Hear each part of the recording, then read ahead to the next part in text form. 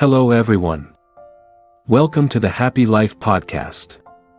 Before we begin, for those of you who are joining this podcast for the first time, this is where I share mainly two types of content: personal finance management skills and life experiences that I have accumulated. Now, let's start with today's topic. I will begin today's episode with a short story. Quite a while ago, I was on a business trip with a colleague. While we were in line to check in at Berlin Brandenburg International Airport, suddenly a man cut in front of everyone in line.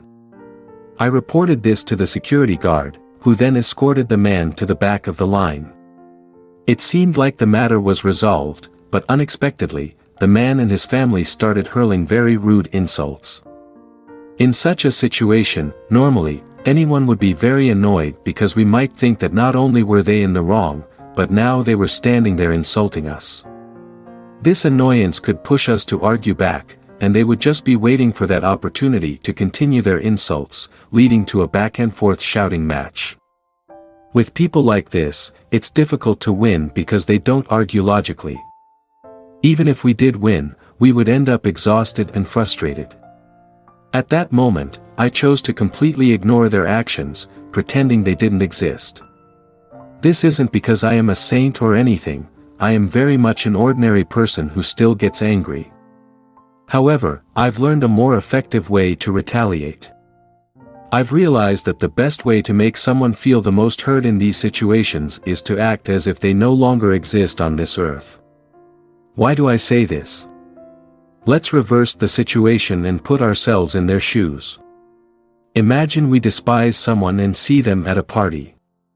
We would try to show our disdain with unpleasant expressions and angry looks, hoping to see them uncomfortable. However, if that person remains cheerful, chatting with their friends, completely ignoring our existence or looking through us as if we're invisible, we'd feel extremely frustrated. All our efforts to show our contempt would be in vain because, to them, we're just invisible. I believe that this is what makes us feel the most uncomfortable, much more so than if they also glared back at us. That's why I have always believed that the best way to retaliate against someone is to act as if they no longer exist. Returning to the story at the airport, my colleague and I ignored the people hurling insults at us and continued our conversation as if they were shouting at someone else. To us, they didn't exist. Interestingly, after a while, one of them said, "Do you think you're better than me?" To be honest, at that moment, I couldn't help but laugh, and my colleague laughed too. Our laughter made them even more furious, and we left the situation feeling completely at ease, even somewhat entertained. Now, imagine if I had argued back. Even if I had won, I wouldn't have walked away feeling as comfortable. This shows that ignoring them was the heaviest response for them, much heavier than shouting back. Because once they start shouting at us, they are ready to hear our response. But there's no need for us to play their game. Imagine if we were unfortunate enough to be barked at by a mad dog on the street. No one in their right mind would stop to bark back. If the dog bit us, we wouldn't bite it back.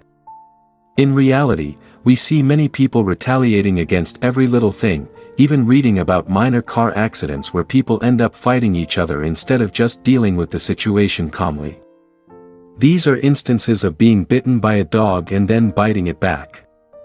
In such moments, we should remember that in life, we will inevitably encounter people barking at us. The best way is to continue our journey calmly. If it chases us, don't hesitate to run. Only if we are cornered should we turn back and fight with all our might. And that is the second point I want to share with you. Of course, in life, we can't always ignore everything and let everything pass. There will be situations where we need to retaliate, but I believe these instances make up only 1% of the events we encounter in life. The remaining 99% are situations we can let go of or even run away from. By ignoring 99% of insignificant things, when we need to retaliate, we will have the full mental and physical capacity to fight with the utmost strength. Personally, I am not afraid of people who are always ready to fight over every little thing. The ones I fear are those who remain calm, because when they do get angry, they tend to be much more dangerous. Our ancestors have taught us, barking dogs seldom bite. Sorry for mentioning dogs so much today, these are just coincidental examples, and I have no ill will toward dogs. To conclude today's talk, I'd like to share another example. For those of you who have posted videos on YouTube, you know there's a tool called YouTube Studio. This tool is used to manage content and interactions on your channel. I'm quite fortunate that 99% of the comments I receive on my YouTube channel are very civilized and polite.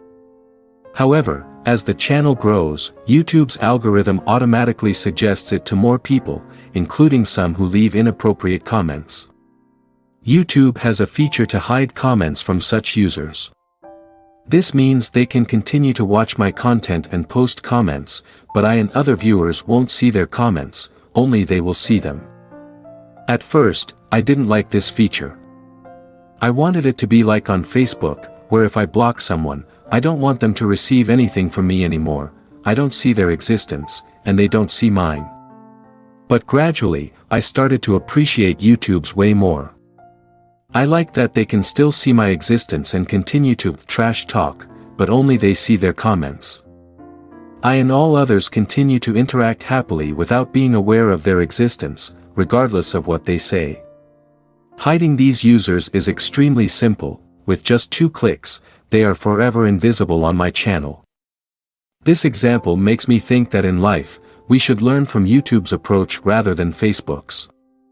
The Facebook approach, when applied to real life, is to avoid people who are unworthy, ignore their existence, and they won't have any information about us. This approach is good, but I think a better way is YouTube's approach. We don't have to worry, we just live our lives happily, letting them witness our joyful lives.